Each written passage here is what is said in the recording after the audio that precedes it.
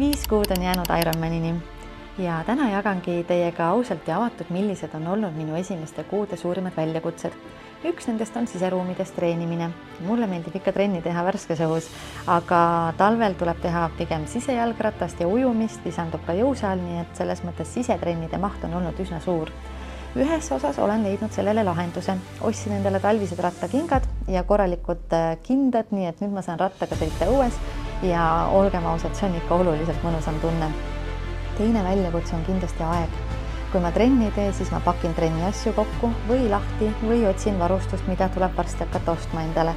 On see siis ujumiseks ka lipsu või maanteeratta rattakingad, seal neid asju on küll ja veel, millest juba järgmine kord. Kes soovib alustada triatloniga, siis sport peab olema eluviis. Treeningtunde on palju ja rutiinitaluvus peab kindlasti olemas olema.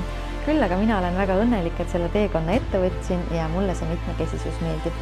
Kes tahab lugeda täpsemalt, kuidas mul eelmise kuu treeningnäitajad tulid, siis minge Saku Läte blogisse ja saate kõik jooksukilomeetrid teada ja samuti lugeda detailsemalt ka minu suurimatest väljakutsetest sellel teel.